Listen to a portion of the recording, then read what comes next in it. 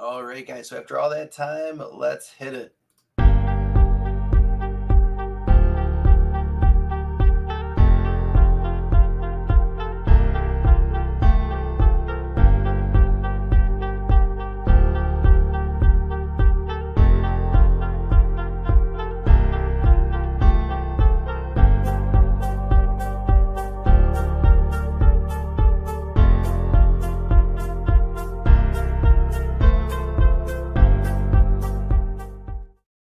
All right, so I'd love to welcome the wonderful Mike and Mindy Wheeler. So Mike is in the comments. I've already seen him kind of chatting up with Cray Cray, and it looks like Conchu. What's up, everyone in the comments? And here is Mindy. How's it going? Oh, can't hear you.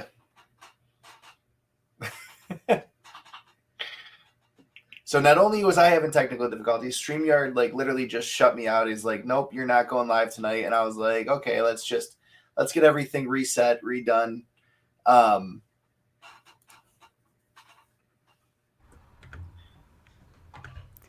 it now. There.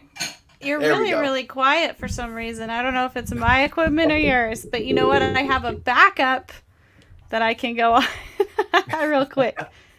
So let me do that instead, just to be safe.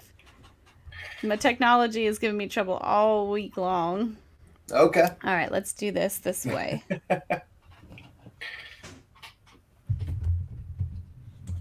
So, anyways, before we get all started into this, Boobs is a legit comic book through Kickstarter right now. They have gotten a ton of amazing feedback from this.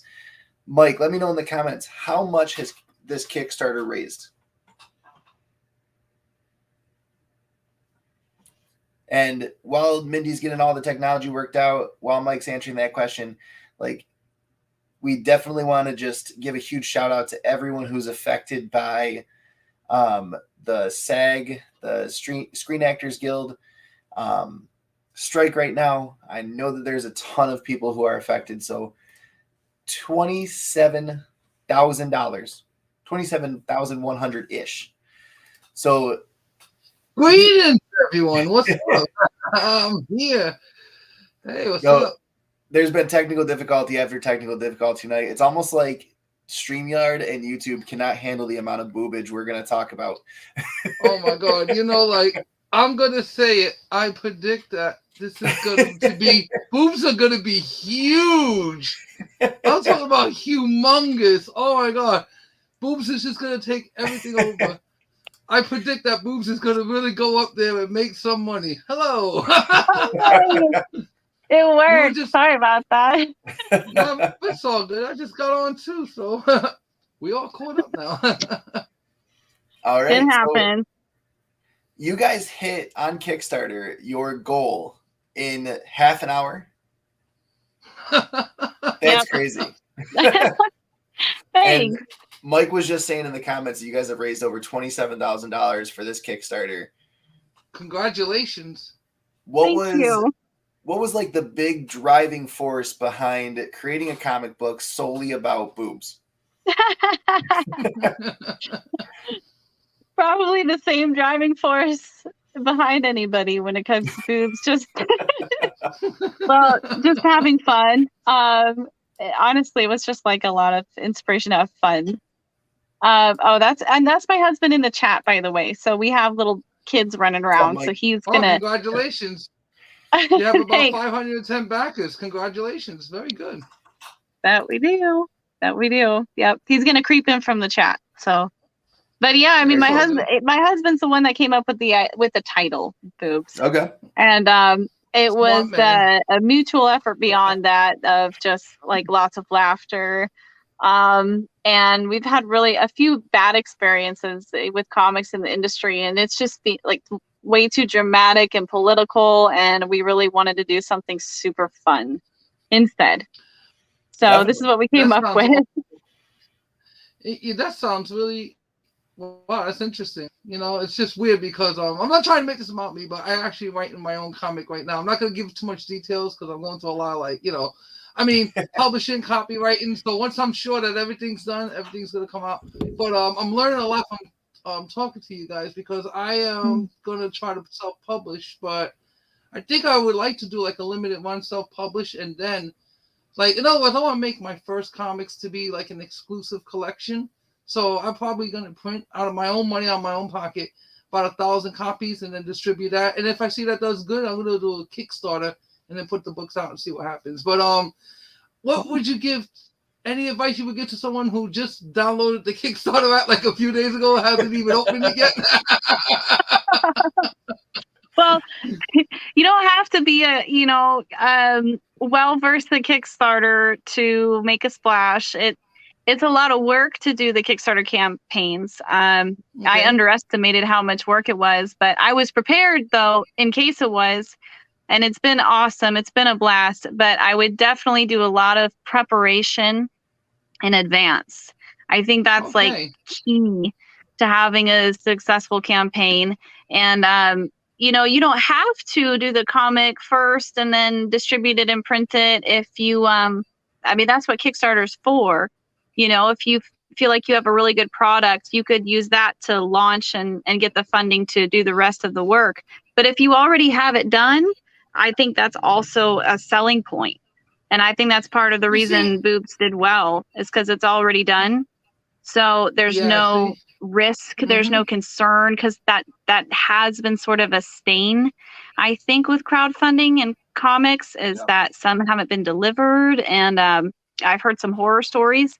So if you do have the capacity to complete the book first, that's really awesome, because that will help you.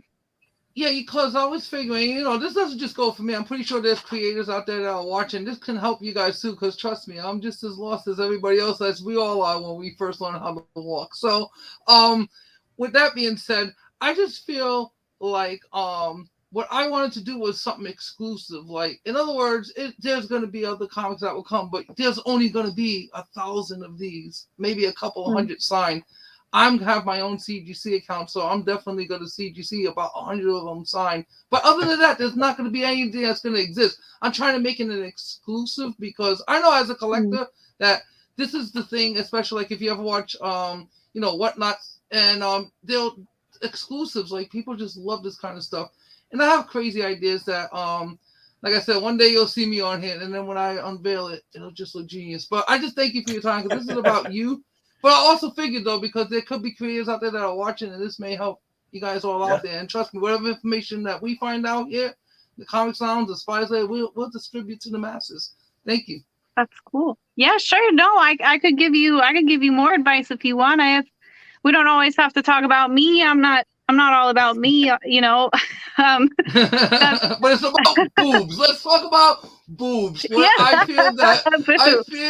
I feel that boobs are going to explode for some reason, but let's talk more about boobs. Is this just a one shot, or are you guys creating like a big series out of this? Yeah, I have at least 8 issues, nice. solid down, and issue 2 is completed as well. So that's going to launch August, September. But I do actually want to go back and complete this little panel differently, that now that I've been sitting on it for a couple months. So I just can't help myself. I'm a little bit of a perfectionist. I'm going to go in and add a little pizzazz, but other than that, it's already done too. So again, that's that preparation thing, that really goes a long way, I think, for fans to know that it's done and it's ready. But beyond that, I'll have to, bust my butt again and then put out issue 3, 4, 5, 6, 7, 8. And that completes the story arc that we've written. Then beyond that, we'll kind of see where it goes. I could continue it, sure, but we'll see. I might need a little break at that point, or I might switch to another title, because my husband and I have a couple of titles that we'd like to do. So I might alternate, start alternating at some point. But for sure, you got 8 issues. You got 8 boobs. Nice. An even number of boobs. to play so with later. Total boobs. So if you count In 8 issues. what you really have, people, because I'm good with numbers, okay, and mathematics. What you really have is 16 boobs, okay? Let's just keep the numbers real. It's actually 16 boobs. If you count all the boobs on all the covers, maybe it'll be a challenge. You gotta do it like a McFarlane cover with the question mark, because the question mark will be how many boobs are actually on the cover. I'm telling you. See, ideas. That one's on me. Don't worry. That's a good one. I'm telling you, and you gotta see the craziness that comes out of this head of mine. I'm telling you, you have no idea. But if you ever watch my channel, you'll see the craziness I got going on. You know, but it is what it is. I mean, I love talking to creatives and, you know, I mean, okay, so your process. What do you... Like, when you're writing, what's your process? Because I'll be honest, I'm a complete and utter procrastinator. But it's all in here. But I got enough down that it's starting to come together. I don't know if you, maybe this sounds familiar to you, because I think you're, like, probably at, like, the 10th level, and I'm probably, like, at the 2nd or 3rd. So this may sound familiar to you. So I'm a procrastinator by nature, but I have the story in my head. I do write it out. I wrote out many pages. I sat there and I wrote it out and I just banged it out. And I left it off at a point where I could go in 2 different directions. It's all still going to go in the same direction overall, but I could just tweak it a little to the left or the right. What is your process when you go through this? Like, I want to, like, when you're sitting there, do you sit there, you're like, okay, I got 8 hours. I'm just going to sit there and concentrate, write for my 8 hours from 9 to 5? Or do you just pick up a pen and paper and you write whenever, however? I mean, I'm interested to know that. Well, you know, I will say my husband wrote the initial script, and then I got in there. He got busy with work, and then I got in there and started expanding it and writing too. And so I count that I don't as know your husband too, because you got to understand, you guys are together. So whatever he's thinking, you're going to be thinking automatically. It's a symbiotic relationship. So I understand it, but continue. This is very interesting. Yeah. But he might have a different process. You know, my process is that I watched an interview with Stephen King years ago. By the way, this will help you because it helped me. And he said I don't write everything down because everything I write down ends up being junk in a book that I just throw away. So there is something to be said about having it in your head. And I think J.K. Rowling said something along the same lines. She had a whole box of like drawings and sketches and notes she had, but that wasn't necessarily what she stuck to in the writing. So there's a lot that can be said for a more fluent creative process, and I'm kind of that way too. Like I don't necessarily have a script for issue 4 and beyond. Then most of it's in my head too, but I'm also the one that draws it. So when I'm drawing, I'll think of things because I'm like, oh, I really want, you know what I just thought of by drawing this, I want a face right there. Right. So then I can go back and then I'm continually adding to the story. So I don't think you have to write it all down as long as it's in your head. But, you know, you might drive your artist crazy if you're hiring them because you might say, oh, I want to change this. So you as a writer, you know, you want to write it down. But for me, because I do the writing and the drawing, I don't need to. I just pick up a pencil and I just draw. Well, thank you for telling me that because I gotta be honest with you. Sure. You just saved me hours of writing. Okay, so that I'm right with you. I'm vibing what you're saying now because that's exactly how I feel. I have a J.K. Rowling universe in my head, and I know how to connect it all. So it's been weird. I'm gonna shout out to my artist right now, Mr. Wayward Weathers, aka Waywakes Comics. Follow him on my Instagram. You'll see this kid's amazing. So this is the first artist I started working with in my I wish I could show you guys right now because it's not about me. I just want to say real quick, like the process. So it's like I'll think about something and I'll give him a little piece of script of what I already have wrote, and it's like he gets exactly what I'm saying. It's either that we're linked psychically because we keep saying that, or that my words are coming off that good that it's coming across, and I hope that is the case. Alongside where someone could just read what I'm saying and just instantly put that vision in their head, and he went like above and beyond. So my creative process is pretty much like I'm just throwing things out there. I'm giving you my idea. I'm giving you my original art. And I'm like, okay, what can we do with this? And let's work together. And it's just all flowing together perfectly. I can't even describe the process. I want to do it like this from now on. I don't want to necessarily write, but I don't mind handing over script. So that's easier for me because I already have the words in my head. Just text it, here's the script, follow this. And then you come up with what you want. That's how I want to work with all my creators. Because the books I'm going to do, it's going to be 6 books, but it's going to pretty much have every artist going to have their own book. So it's going to be 6 different artists because I want to do 6 different perspectives. Like I was just talking to my hidden artist, Nico Artist Supreme, and Nico was telling me that they would like to do their version of my comic in a Sin City type version. And I don't know if you ever seen artist Nico Artist Supreme, but amazing artist. I mean, like I have comic book people. I'm ready. It's just I'm having fun. I'm taking my time, and I'm really thinking about how I'm putting it down.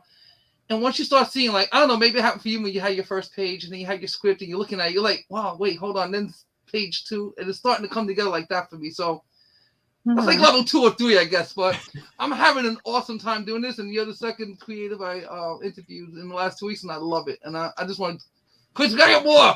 We got to get more. That's awesome. It's the having fun part. Interviewing. The having fun part is like the part that people can tell.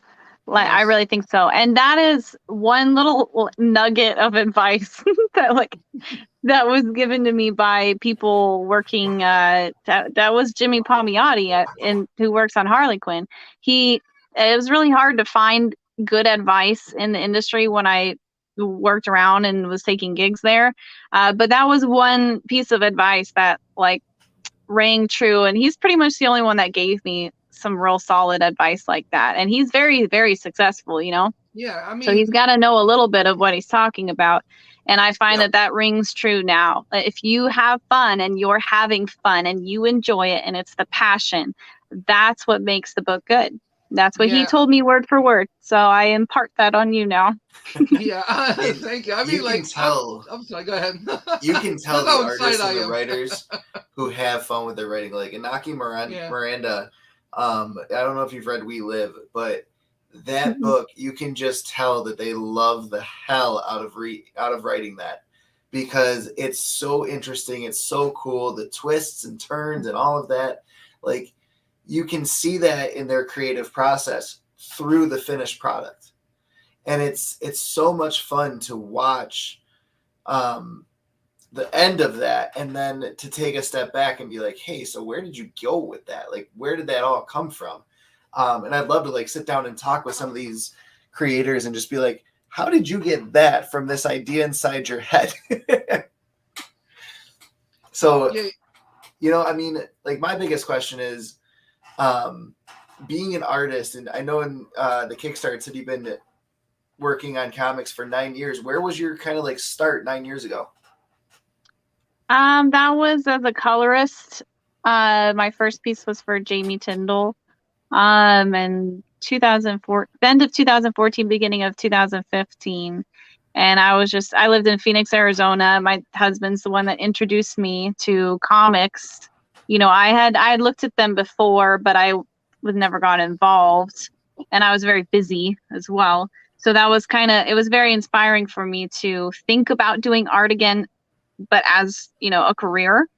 So I was very, very excited. And then it was just a lot of me going to shows. I did fan art. I was going to shows, and I was just really trying to put myself out there in front of as many people as possible. And the work was kind of spotty, though. The industry went through a lot of ups and downs over those 9 years, a lot, really bad. And I got a few gigs, here and there, but it was very political. It was a lot of, what's it called? Is it nepotism? I think that's the right word, where they hire their friends. So there's no real breaking in. I remember I went to an. Oh, go ahead. What? Yeah, there's no upward movement. You're literally stopped by the boys, it's not at that point. It's who you know. Yeah, I know exactly what you mean. Mm-hmm. I kind of float around in the business, not in that sort of business, more of the Hollywood side of it. I mean, they're all on strike right now. That's another story, but I understand what you're saying. Continue. Yeah, it's the same thing with Hollywood, you know. That's exactly it. A lot of these creative industries are built that way, and I found that very confusing because I'd go around and say like, "How do I get a job?" I remember it was Jason Aaron. He's an image writer. I'm pretty sure that was him. I went up to him at an image expo and I said, "How do you find your artists?" And he just said, "I don't know." He said, "I knew this guy." I said, "Really?" Like, you know, back in the day when like Kat Stagg, she's another image creator, she would go to the San Diego Comic-Con back, you know, 10, 15, 20, I don't know, years ago. I don't know how old she is, but a while back, quite a while back. And she used to bring her portfolio, right, and show people. And like, that's what I did, but it was ineffective, really. It was ineffective. Yeah, I mean, in the con, it's just like forward movement. Everybody's moving. There's nonstop. It's like no one's really paying attention or focusing. There's too much to look at. You know, like that's why I always tell people, no matter what con you go to, you have to do the whole 3 days because you're not going to be, but you have to break it down. I mean, the New York Comic Con, I had to do that. It was just getting insane over there, though. They were fighting over there. I was watching Whatnot Sellers trying to cut the line after they just got stuff signed by Peach Momoko, and it was bad. I watched some Whatnot people get it. You know, the cops got them out of there, but it was bad. You know, I'll say this to anyone who's ever going to go to any Comic Con, especially in New York City. Don't ever cut the line, Paisan, or you're going to get a slap, yo. They do not play in New York City. Don't do it in New York City. I witnessed it. You brought up Jamie Tyndall. He's actually one of the first ones that my wife ever like picked up some comic book art from, and this was just one of the things that she had purchased from him. Very cool. He wasn't in Rochester, but this was something that one of his vendors was selling, and I mean his artwork is phenomenal. Every time it pops up on my Instagram, I always like it. It's so amazing, and to hear that like that's one of the places you got your start, like you can see that in your artwork. Your artwork is very similar to his in the sense that it gets across that story that Jamie always tells within his artwork. Oh, well, that's very cool. Yeah, he's very good at the little details and things. That's cool. Yeah, I kind of palled around a little bit with the Zenescope crowd, and that's where I got some of my work. Jason Metcalf was another guy I colored for. I worked with Don Mateague and Ebass, and Sabine Rich tutored me a little bit on colors at one of my jobs. So it was an interesting industry, though. I don't say it was that much fun. So now I'm having fun, you know, and I was inspired by Jamie's artwork too, you know, when I first started.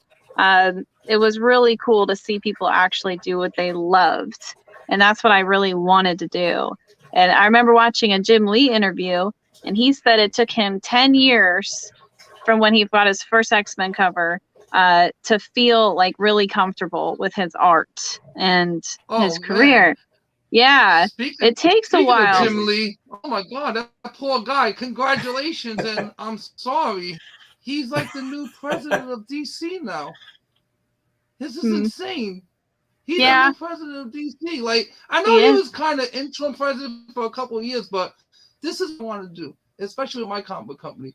We're going to have a CEO, the head of everything, the head honcho. That'll be me. That's it. You guys go draw. I'll draw. I want to be like, I want to be like a Stan Lee type dude. Like, I just want to throw ideas out there, and, you know, the artists want to work with me. That's fine. But somebody's got to run in at the top, because I feel like Jim Lee is just like, when's the last time you made a good cover of anything? Like, I miss Jim Lee, you know? And I feel like this is just taking too much away from him. Don't let that happen to you. Okay? You hire, whatever you got to hire, don't let that happen to you. Because you don't want to be sucked into a vortex of now. See, I don't mind doing it. I was a boss before, so I don't mind doing it, you know? I can do it with no problem. But I'm just saying, as a creative, because I am a creative too, but it's just weird. Like, I consider myself to be more of a CEO than a creative. But as a CEO creative, I feel like, somebody's got to just like be hands-on at the business end of it and understand what the market, how the market flows. And not only how the market flows, but how your audience flows. Like, I don't do this whole inclusion, whatever. Listen, there's no such thing to me I have been reading comics forever. We could go back to the 70s. We had women in there, black women, white women, everybody. I mean, Wonder Woman, Jesus Christ, Wonder Woman. Like, she's one of the oldest, strong females, but always she needed her Roger. You know, she needed that romance. And that's what I think comics are kind of missing now. We need to get back to that, you know. But I feel like comics in general tell a story to, you know, I get like generations, like for every generation, they go through something different than what we're going through. I just remember comics being like the kind of thing that it wasn't political. You never thought about race. You never thought about color. You never thought about sex. You just looked at the story. And every once in a while, I would read Spider-Man. Of course, I read Spider-Man all the time. So every once in a while, here he is. Oh, he's with a new girlfriend. Oh, he's got MJ. And, you know, that. But that's about it. You don't really think about it. It's all about the story. It's all about what the character goes through, his stripes, and learning from his mistakes. Like, I'm telling you, from the time that I was a very young, I'm going to say about 7, maybe 6, 7. I'd say about 7. I read that, you know, with great power comes great responsibility. I can't get that. I can't get it out of my head. That's what I want to do in the comic world. I want to put something that will incept you. Like the minute you read it, like no matter how much you try to forget, it's going to be part of you. And I feel that was a good thing. I mean, you know, thank God I didn't read something with great, like, you know, absolute power corrupts absolutely. Because who knows? I'll probably be a different person right now. You'll probably see everything here, but there'll be warrants for all this stuff back here. But you know, I just feel like comics are very important in a way where they can tell, like, it depends on you. I'm not trying to convey a message to anybody. I just want people to be themselves and to come to the table and put aside whatever's bothering you in the world. Because remember, entertainment is made for this purpose, so we can forget about our differences, about our strifes, our struggles, what's fair, what's not. No, this is to put all that aside and immerse yourself into something that will not only make you think twice about humanity, but it'll also make you feel closer. Like, wait a minute. Yeah, what if something like this actually happened? What would we do as a species?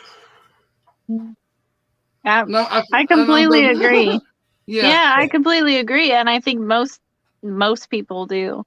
You know, politics and identity politics really destroy that sense of escapism that books give you. And it's a reflection of the world today when you see all that in the entertainment. And I think that's sad. I think that's a degradation of society. I don't think that's an improvement, that we all have to worry about each other's skin color and race and sexual preference, and like, because nobody really wants to care. And I think the answer to being peaceful throughout all those things is to not care. Yeah, so why are we forced to care when the answer is to not care? So yeah, I completely agree. I think 99% of people do agree with you. I really do. I think every single person in this world does. I mean, if sometimes it doesn't. Go ahead. And if y'all guys don't believe me, look what's going on with Budweiser. Oh my God. I'm actually thinking that for the first time in history, we're going to watch a company get canceled, like completely obliterated, because they put themselves in such a bad position.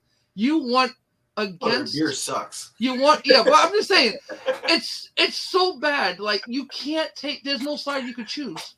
If you choose one side, they're screwed. If they choose the other side, they're screwed. And now they're saying, I've been hearing stories that...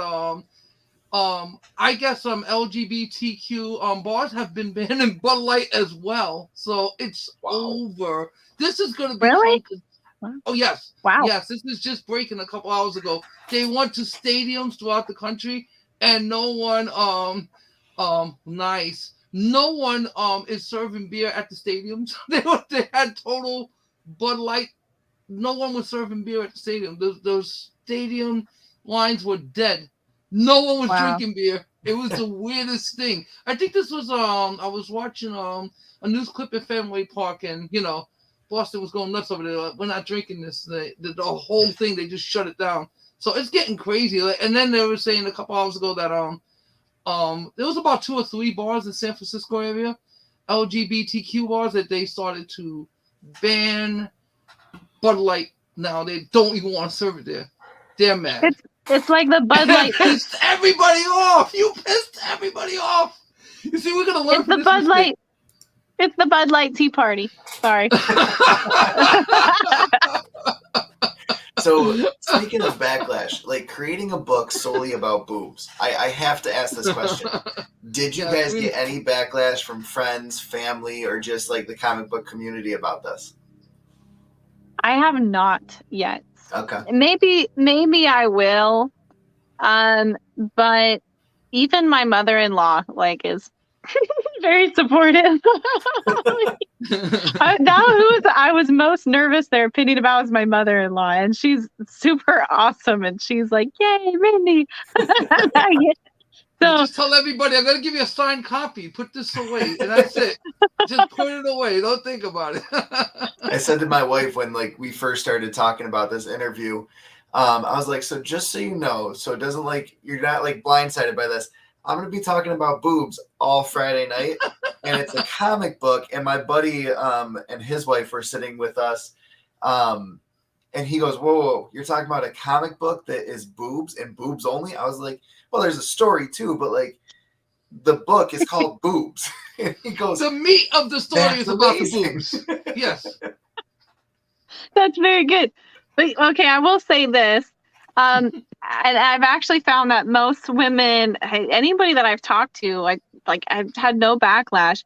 Women seem to like the book.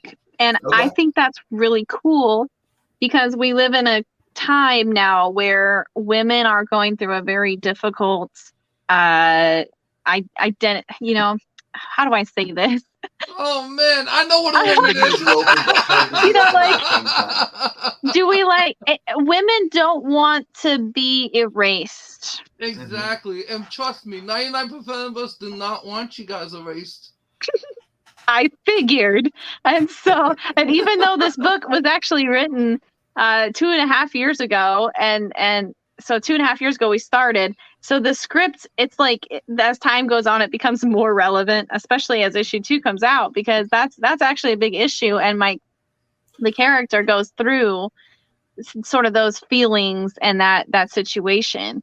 And she's a very big promoter of her own natural boobs, and she should be proud of that.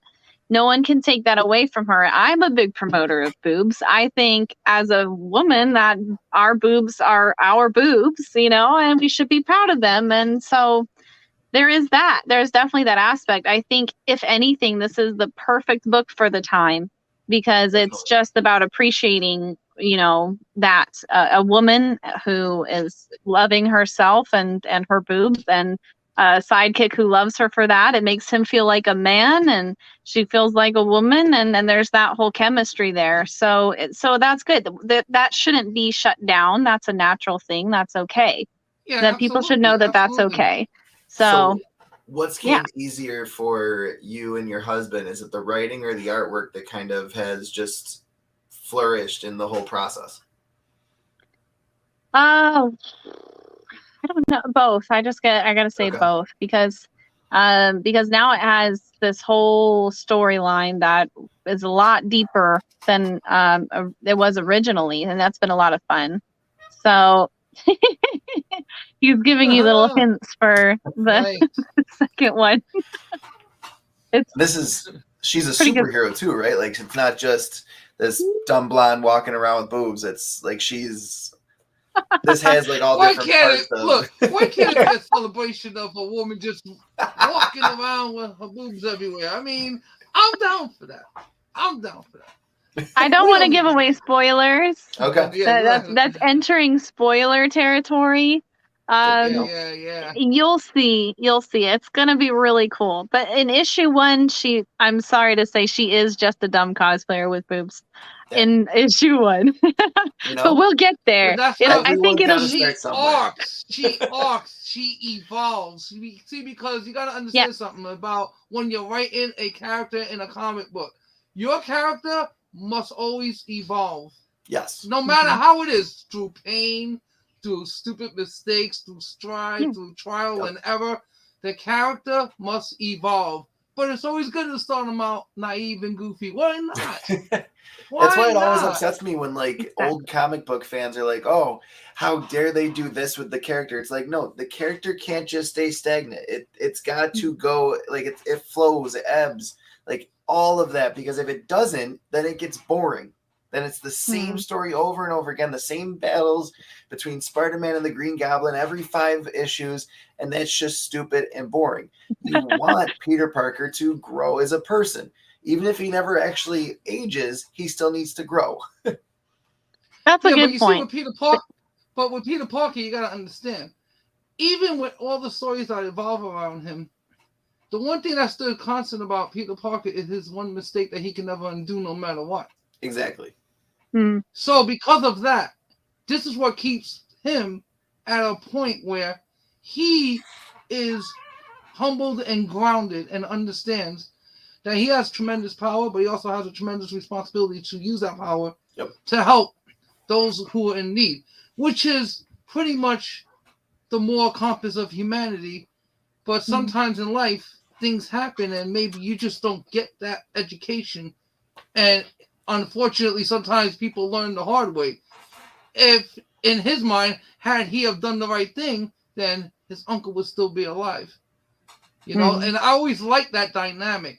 And I always like that kind of writing. Like it makes you think about, you know, like, if I only turn left instead of right. I mean, I've done it. You've done it. Chris has done it. How many times in life you always said to him, if I only went this way instead of going that way, if I only did this instead of doing that, if I only did it at this time instead of waiting too long, or maybe I'm too soon to the game. Like, I always felt like my timing's been good in life to the point that I have been lucky, but I also feel like, especially now as being a creative, that this was like the perfect time to do it. I mean, the pandemic pretty much is what made everybody like, I loved it for a fact. A lot of people are like, oh, it's going to make a lot of people suffer. And I always said this from the beginning. I said, no, this is going to create more creatives now than you'll ever see in history. Because now, for the first time, people for a minute had to think, how am I going to eat? What am I going to do for a living? My job's closed down. My business is closed down. What can I do? How can I strive on? I mean, I have people who were printing things like this mask right here my boy made for me, and I love it. I mean, you know, they were just printing things and selling them, like, you know, trying to make a living and, you know, just adapting. And I always liked that. I was like, yeah, this is the time. Now, that's when the comics started brewing in my head. I'm like, yep, okay, I'm just going to keep doing it. And that's it. And I keep meeting new creators, and it's cool because everybody's creating, and I love it. I mean, I'm always for that, whoever wants to create. So, with your comic, are you self-published? Or you under a comic label? It's self-published. The way I'm doing it, my husband, we decided to have Divinity Comics is the title of the company that it will be. And that's that's something I picked at like a long time ago, like years ago, and made the logo for it and everything, you know. Oh, I like that name. That's but good. Thank you. It goes along with the other titles too, in some cool ways. But it's just us, and I intend for it to be just us. As in, I'm not interested in working for anybody else. It's just too many bad experiences. I think they treat their creators crappy. Yeah. So that's what the whole strike is about right now. That's what the whole strike is about right now. Yeah, people don't exactly. understand this. And wasn't there, I can't think of what it's called, the guy who wrote Last House on the Lake or Nice House on the Lake, he basically moved over to this website where creators were creating for themselves. And like that was the whole like movement during COVID, was that comic book creators and creators of all kinds were going to start doing their own thing because they were tired of creating these amazing characters and not getting the recognition for them later down the line. Yeah, I don't have a lot of good things to say about publishers, honestly. I really don't. I've seen them treat people like crap, and a lot of them treated me like crap. One gig took 1.5 years to pay me. Like, yeah, it just, there was one publisher in particular that I don't go around talking smack about this publisher and that, so I don't give out names, but just by experience, to tell you the experience I had, there was one gig that the publisher was so concerned about other things beside the book. It was like, Mindy, you can't say this on Facebook. Mindy, you can't do this. Mindy, you can't say this. So much about my personal life and nothing about the book. And then when it came to the book, they said, oh, it's 2 weeks until the diamond deadline, but I don't even have a script. Oops, didn't write one. Go ahead and, make some stuff up. We'll throw some stuff together. Yeah, serious. That's a real experience. Yep. Wow.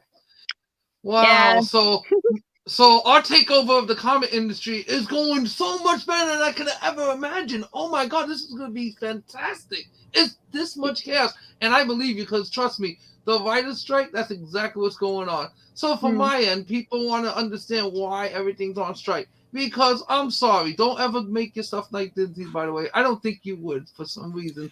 I just don't think you're a Disney guy, girl, whatever. But Disney, come on. You guys like The Mandalorian having it this year? Nope. They took my boy and demasculated him. I knew it. I was like, it's too good to be true. We got 3 seasons. Please don't mess this up. You couldn't. I stopped. I couldn't. Once I saw Jack Black and Rizzo, I was like, nope. I loved every minute of those scenes, though, because I love Jack Black. Listen, it's fine if we were talking about, Spaceballs Part 2. I would be down for that. But this is supposed to be serious. Lucas Lord, that's it.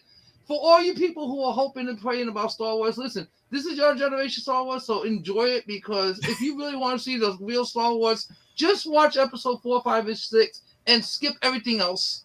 I'm not saying that it's not good and I didn't watch it. I've watched it, I consumed it. I just feel like the writing is lazy and the people are, I won't say lazy in the fact that when scripts are written, you gotta understand, there's different writers on different shows. So you could be writing, Mindy, I could be writing, Chris could be writing, and we got 3 scripts. We're not allowed to talk about it, by the way. Oh no, that's disrespectful. Of course we're gonna talk about it, And then what happens? Maybe a day or 2 before shooting goes, okay, Mindy, you're up. You're like, what? Oh, I'm not fit. No, you're up. That's it.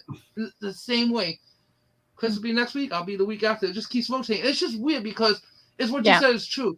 I'm going to self-publish. I'm going to make my own comic book company. I'm going to have my own comic book company. That's it. I'm going to be my own comic book company. I don't need no one. I don't want Marvel's help, DC's help, Disney's help, no one's help. Because you guys don't understand. If I was to align with you guys, my ass is going to be sinking with y'all ship. Nah, I'm good. I'd rather just build my little boat, my little Noah's Ark, and let's see what we can all create together.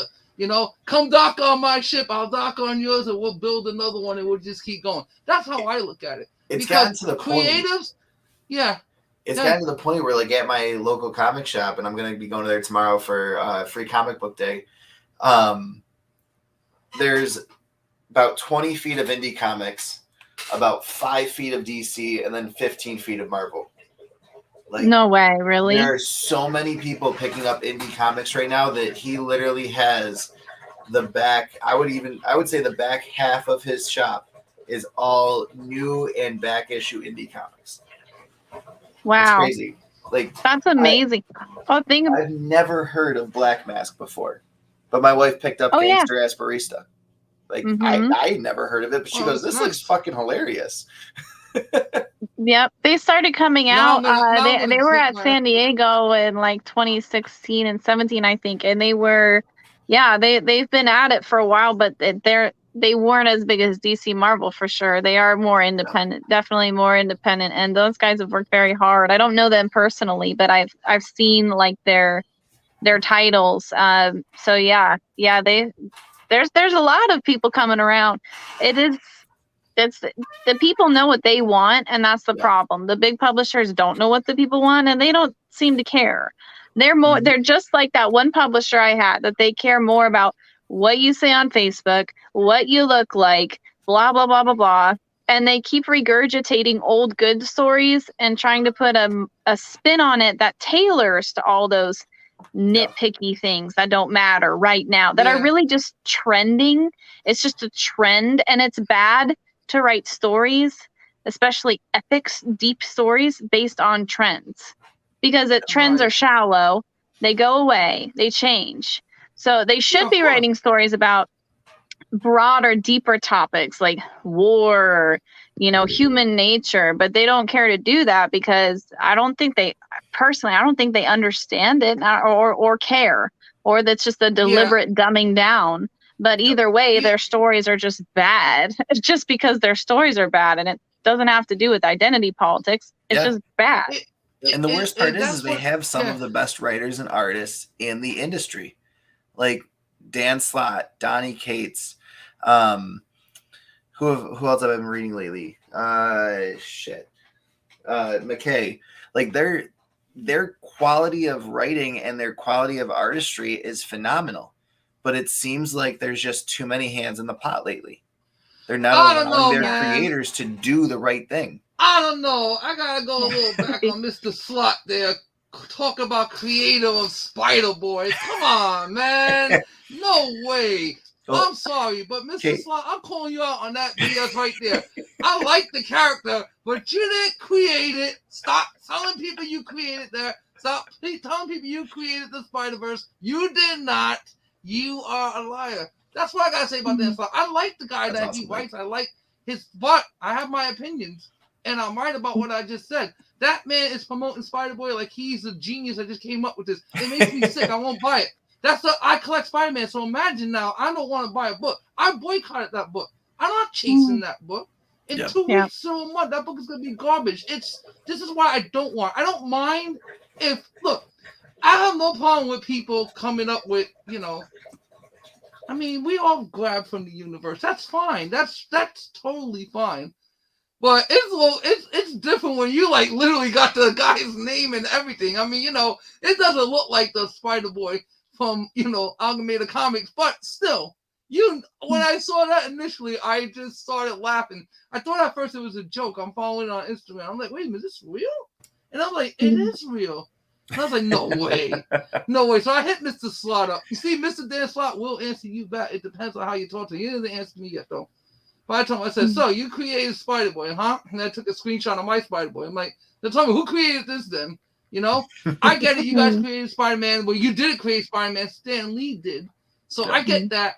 But like I said, if you look at Stan Lee, we can go back and forth all day. Superman, Batman. I mean, there's so many Spawn, Spider-Man. That's all like the same characters. They just have their different methods. And that's fine. Definitely. And that's cool because that's what you want. One thing spawns into another, into another, into another. And I'm fine with that. But come on, dude. You could have called him anything but Spider-Boy. You could have called him anything. Spider-Lad. You see, you would have talked to me, Spider-Lad. And I would have told you why. I would have showed you. I would have said, look, you have an Iron Lad and Spider-Lad. You see? Now watch that become a comic. This is why we publish things now. Spider-Lad and Iron Lad. That's a comic right there. Why hasn't nobody thought of it? I don't know. It'll come up in the next movie or two. I do think that is silly. I do think just from being around all the pros, in the mainstream and having personal sort of relationships with some of them, on a like a friendship level, like friends with this creator, friends with that. My husband and I have been married for almost 10 years, and we kind of got in it together, and we both saw it. I would say that there does seem to be hands in the pockets. But I would say it's more of like a person watching over their shoulder. Yeah. Mm-hmm. Like that's what, and I mean, it's long stories that I could tell that I won't, but truly, like I heard some comments from people working for the big two of like, oh, I can't do this. I can't do this. I can't be seen with you in public. They're watching me. Yeah. Like there is somebody, there is something there. Like they all, I think, probably feel that way. Unless they're really in it, and they really believe in. Yeah, that was my experience. Honest to God, that was my experience. That's exactly what's going on. People think this is a joke, but slowly but surely, you'll see. And it's all good. Hey, listen, I don't have no hatred for no one. I just say this much. Your beliefs are yours, and I respect them. But don't. I'm not going to play along with no one's delusions. I'm sorry. That's how I stand on it. I stand with reality. It's like, it just comes down to that. Like sometimes in life, like we were talking about earlier, the erasure of women. Come on, get these guys out of these girls' sports. I'm sorry, Leah Thompson, get out. You were 414th place, 414th. So that means 414 men were better than you. But then you're just scoring number one in women. What does that tell you? Oh, I'm taking my estrogen. That don't mean nothing. You're born a man, that's it. You're going to have the strength of a man. Doesn't matter. I don't care how much estrogen a man takes. He's already grown the muscle, the bone density's there. You know, if he starts taking, let's say he goes on to estrogen, he can always jump back on testosterone and get all that back because he already has the mass to do it. He already has the density to do it. It's just crazy. I don't know. I mean, like, I just say, like, it should just be like women should be competing against women, biological women, and biological men should be competing against biological men. And at no time should biological men and biological women be competing at any level, whether it's man versus woman or woman versus. It doesn't. No, it's just not fair. I'm sorry. I believe in fairness. That's it.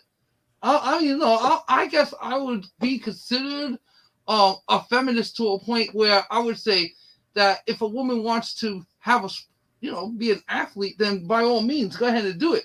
But then you shouldn't have to be worried about some dude that decides that, hey, you know what?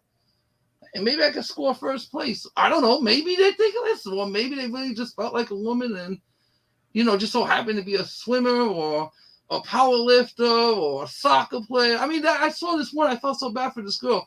They were playing volleyball, I guess. Yeah, volleyball. And she hit the ball over the net and broke the girl's face, concussed her with one shot, sent her to the hospital. I was like, oh my God. Yeah, oh my God. Everybody wants to live in a fantasy world where, no, this is okay. No, it's not. This is sociological, scientific experiments that are going on right now. And if you watch YouTube or anything that broadcasts, if you watch it close enough, you'll start to see. It's like the degradation of society. Like, stop it, people. Stop it. We all have purpose. What you gotta do is find what that purpose is and stop being so confused. I don't know. I feel like I need to go back to school just to become a psychiatrist because I gotta talk to thousands of these kids. These kids need to understand. Like in my generation, in my day, we didn't have this. It was nobody cared.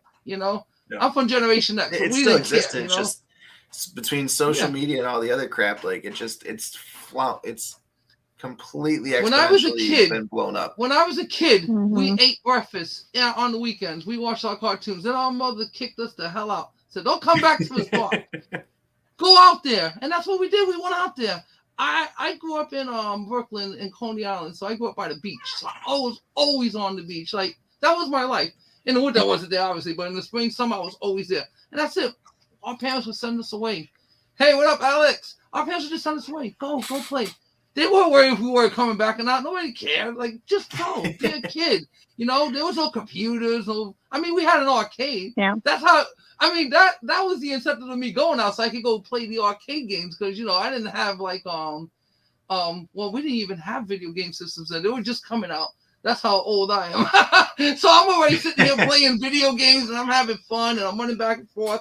But the whole time, I'm playing, I'm getting exercise, I'm socializing, I'm scrapping a little here and there. I got to punch some kids out. Because, kids are going to be kids. We all going to fight. No big deal, 98% of my friends were made by me punching them out, I guess. So, that's the truth. I grew up like an animal, but I'm a gentleman now, I promise.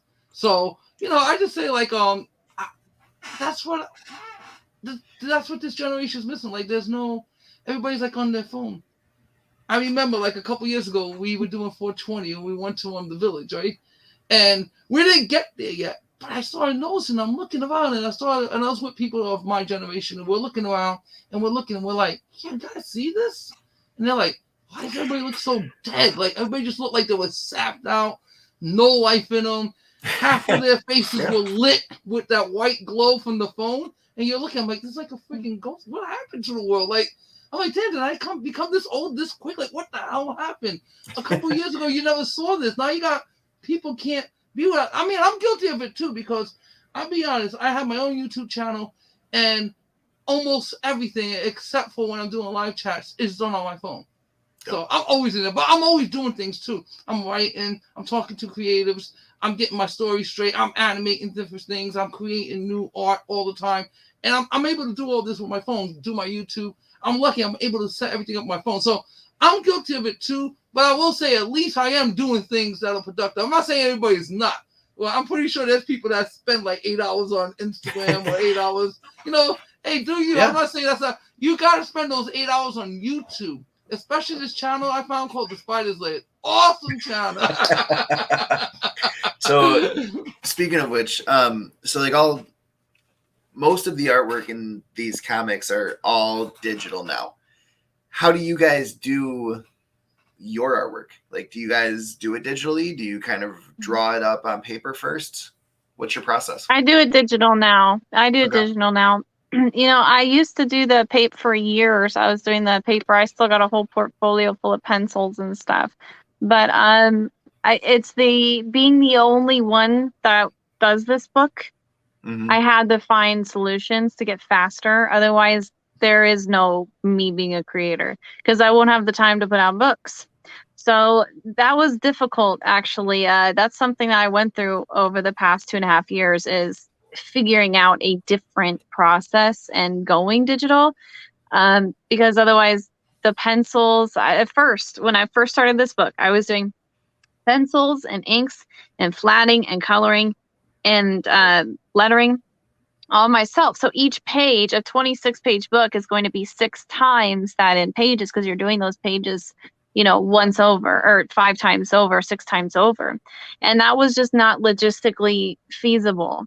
So I got on my iPad and then I found a program and then that program got bought by another program and then I had to switch that program, whatever. So here I am now, finally, after that learning curve, and I use Procreate.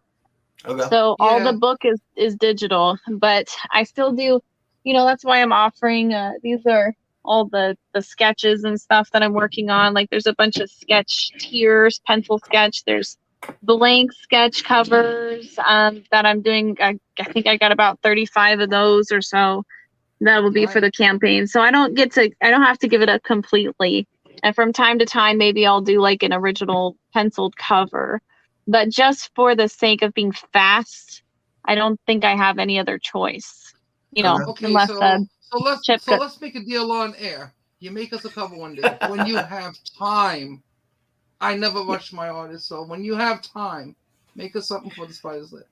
And we get in contact, but when you have time, I don't rush. I understand. Listen, I'm the same way. So wait, we get that one day. Oh, here it is, and I'm gonna be happy with it.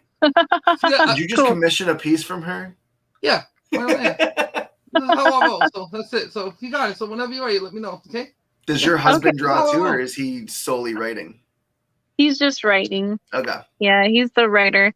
And he went to college for English initially, so that's cool. He's studied writing extensively, and I personally have been replaced by robots twice in the workforce. Yeah, right. So, these damn AI is getting better. I mean, like, but you gotta understand something. And I said this to my creatives today, and I was telling them this, and I'll say this to you as a creative to another. Our stuff, our creations are going to be by the human hand. It'll be human hand. I will make sure that in my comics, I'm going to state specifically that these comics were made by the human hand, whether it was art, the lettering, everything by a human hand. Because the comics I'm trying to do is going to be 6. And I hear what you're saying about the time, and you're right about that, because we're going through that right now, drawing out panels. And I mean, my artist, Mr. Weathers, is just drawing them out by hand, but he's just amazing at it, and he enjoys doing. I mean, you've done it, so you know what I'm saying. Like, I don't think I would enjoy doing panels. This man loves doing panels. I mean, like, he really is good at them. I mean, Chris, talk real quick. I want to get one panel to show you what he did, and then you tell me what you think. Hold on. Sorry, I was looking through all your Kickstarter stuff. It's awesome. I love the hanging tits, the squishy stress boobs. It was reminding me when I went to New York City last summer with my wife. We went to the Museum of Sex, and our neighbors are like raunchy as can be. We absolutely love them for it, and we were playing like these funny games and stuff, and one like a stress ball butt that was from there, and I was like, oh, we got to give this to them. There was also like a crown that said sex god. I was like, we have to give this to them. This is totally their personality. And just like looking through this, it's awesome. And did you do all of the artwork on the covers? Yes. Okay. So like no guest artist or anything. That's all you. That's awesome. Yeah. Thanks. For issue 2, we have Justin Hunt and David Fott, and those covers already completed. Because initially I could have released this book about a year ago because I finished it, but then the story just kept growing. So that was one script, I broke into 2, and so those covers that were supposed to be for issue 1 are issue 2. And since she's a cosplayer, in each book at the end of it, she has like a accidental or intentional costume change. So each new cover, she'll be in a different costume. So that kind of went with the planning as well. So this is just the Super Babe cover, and I did those, and I was not sure how this would be received, this book.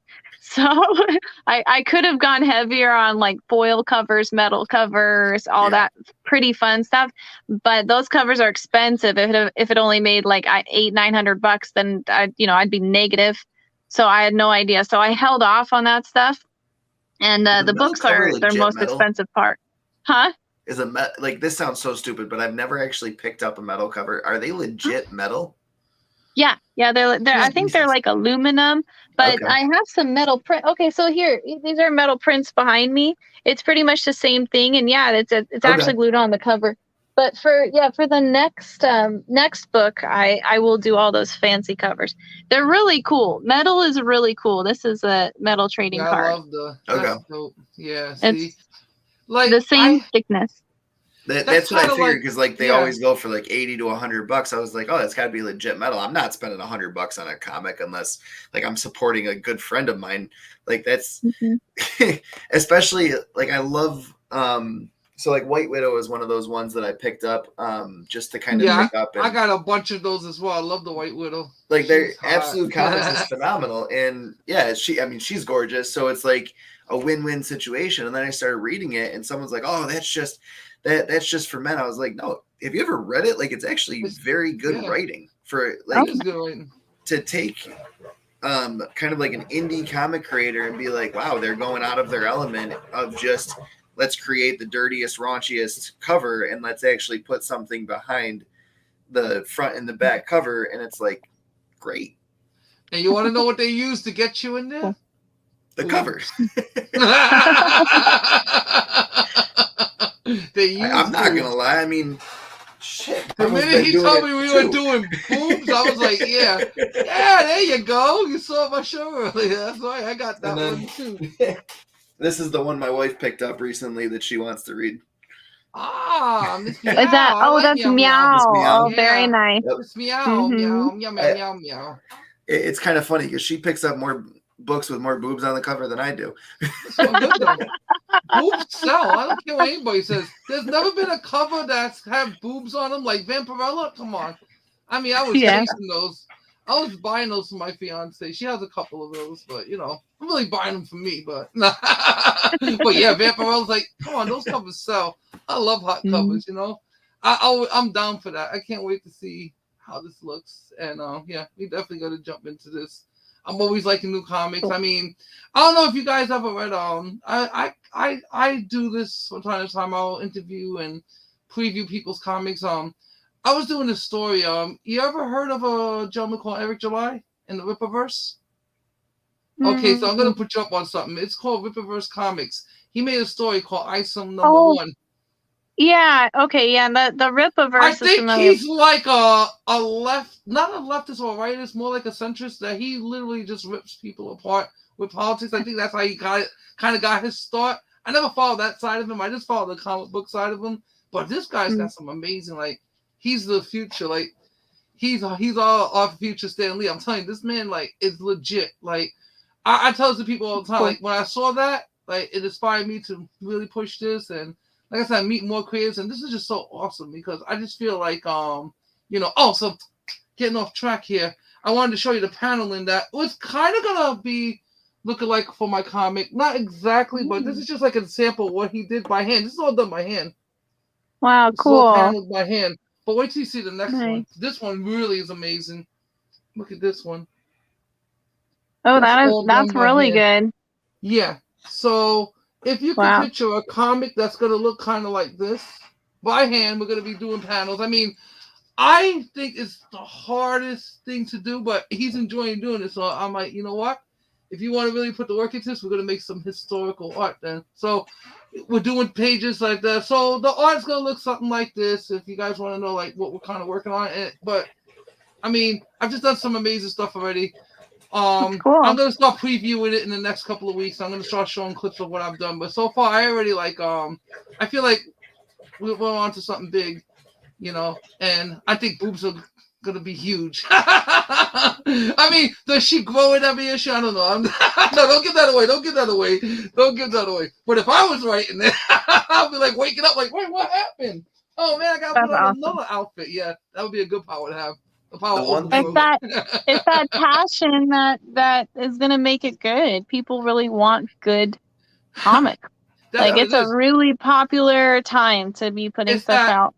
I grew up in I saw my husband say to get my Morbius, so I'm gonna grab that. It's above my head. Get me go for it. Yeah.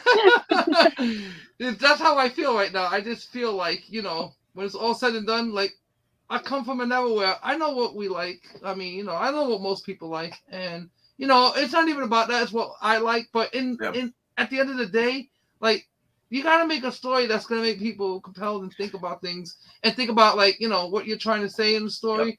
I mean, I just feel like when all my stuff starts to come off the ground, I'm gonna be able to explain this in so much better detail. But I just feel like the future right now is that Marvel's falling, DC's falling, IDW's gone. I mean, and don't get me wrong, the comics in the 90s had it right, but they did one thing wrong. They did one thing wrong that I always said they should. They over mass produced everything. Yeah. They were on a printing. You can't do that. You can't do that. Sometimes it's better to be exclusive, limited. You know, this is why I want to make like the covers I want to make because my artist made a cover already that it'll, oh, look at that. That's nice. Sorry, I'm not trying to interrupt you. No. I love. Is that what medium is that? This is. I actually sold the original pencils of this, and this was me trying to practice the ink. So I printed it out with blue. You know, as the ink like an inker would, because I need inker practice, and so this is me attempting to ink it, but you know, I have the scanned pencils on my computer, but someone bought the pencils already. Wow, that's nice. That's amazing. Yeah, that is really badass. There's Morbius. Really nice. Morbius looks nice. She did, Mike. She did. You got the spiders there to shut up for a second. I know. I keep rambling, man. I can't help. That's why he has me on. Chris doesn't even do any work anymore. I want a raise. Or I'm going on writer's strike.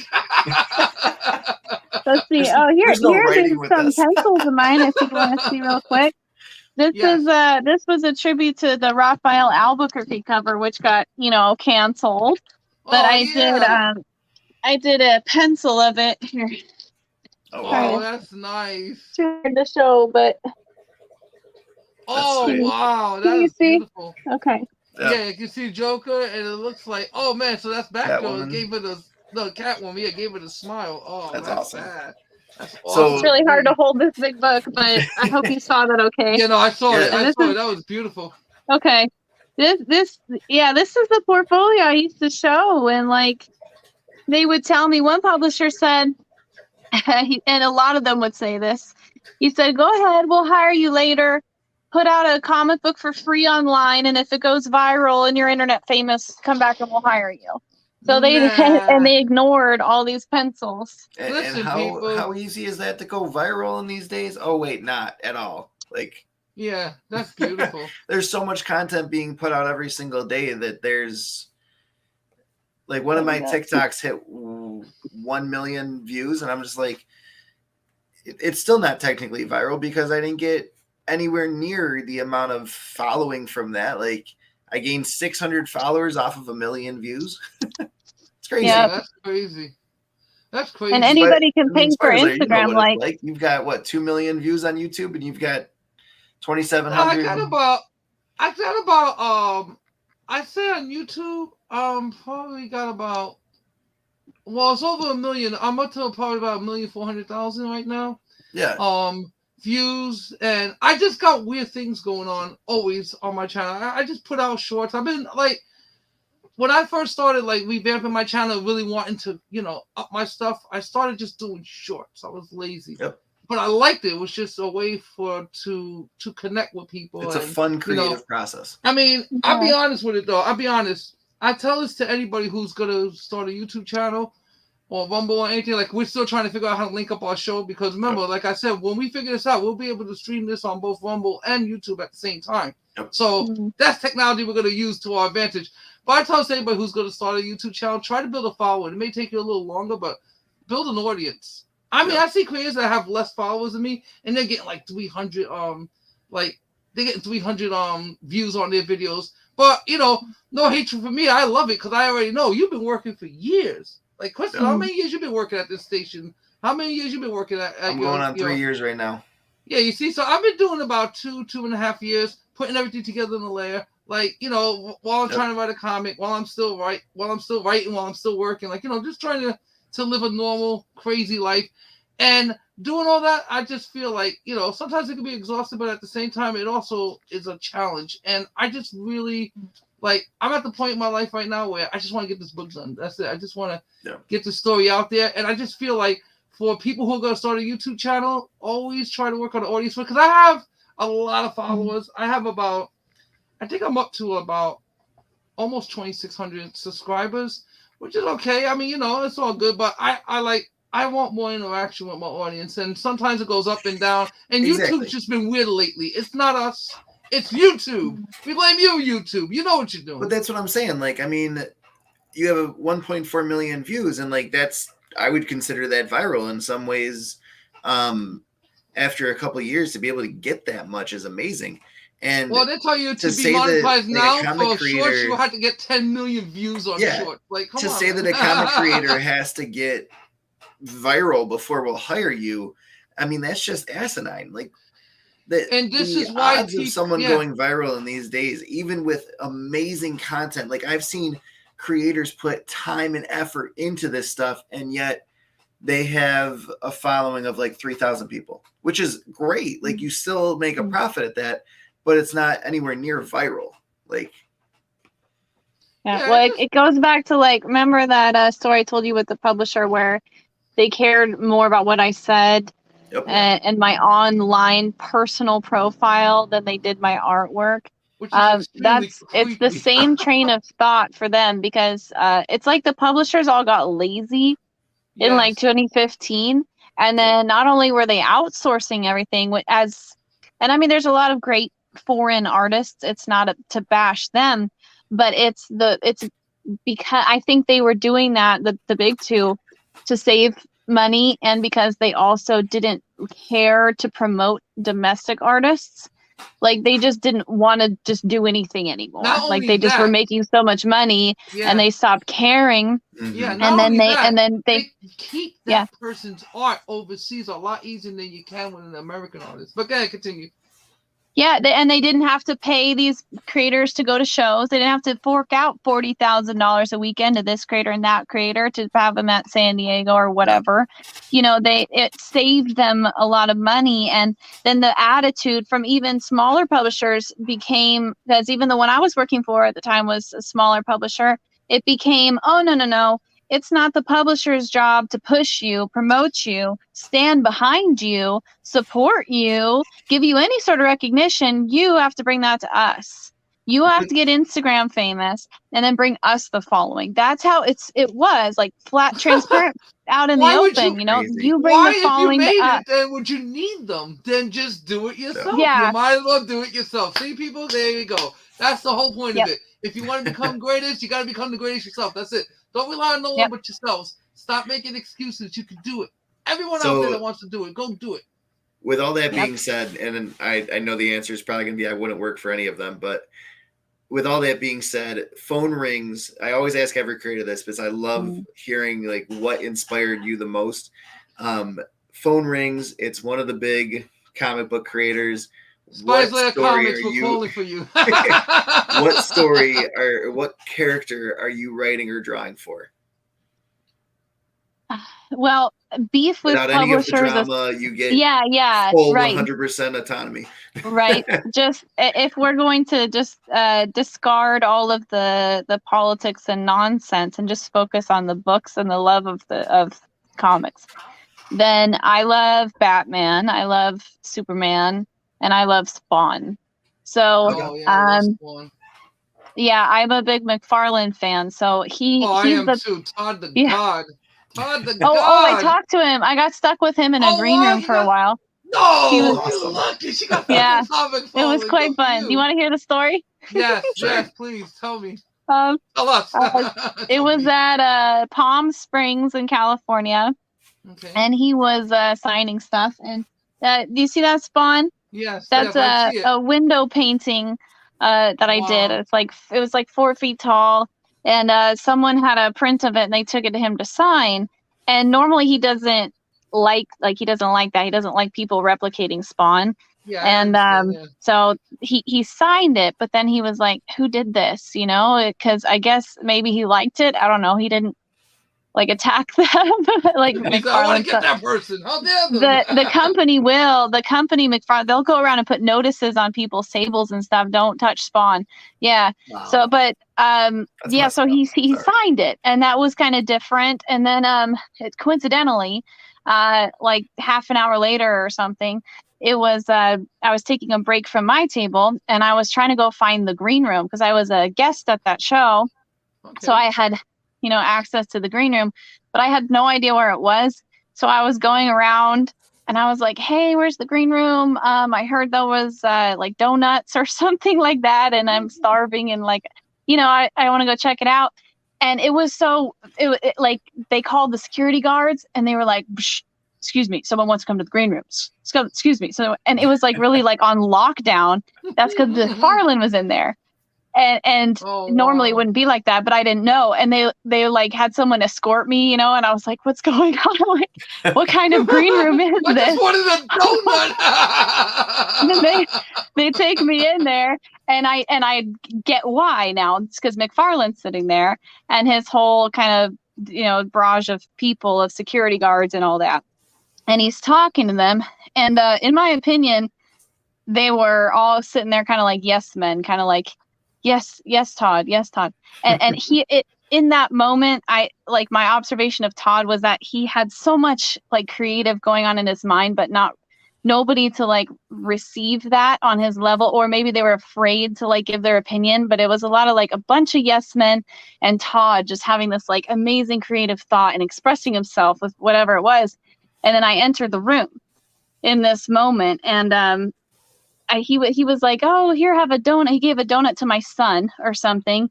And I forget exactly how the conversation went, but he realized I was the Spawn chick, and I had my sketchbook there, and he called me a hot shot. Like, "Oh, so you're the hot shot." Nice. The hot and we started shot. talking. Wow. And he gave me a critique. Can you imagine that? You're standing there with Tom McFarlane trying not to freaking faint, but gotta continue. He was really nice. He was very nice. He was poking fun of me a bit. "Oh, it's the hot shot."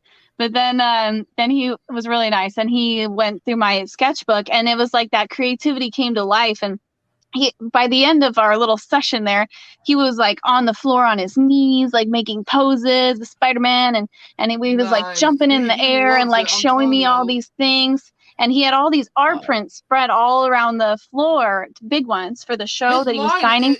Yep. So we were crouched over the art prints. Yes. He's yep. like that. He's and he was like, "See what I did here?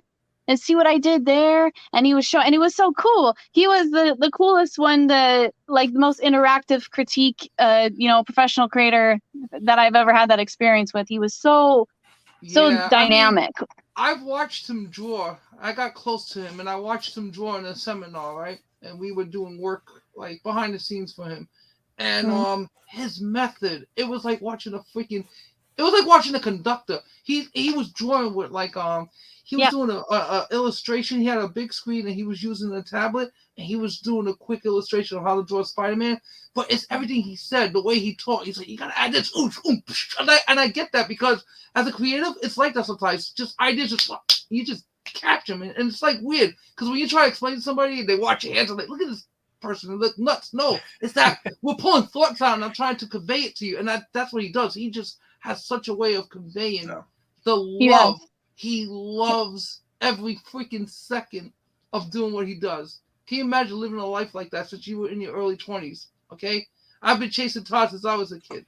Chasing him, like literally on his heels, like look at this guy, man. Like I'm watching him like taking over Marvel. I'm watching him taking over the entire Spider. The man's so badass they gave him his own Spider-Man line, like you know. But then I realized Jim Lee, another creative, which I said from the beginning, I love you, Jim Lee.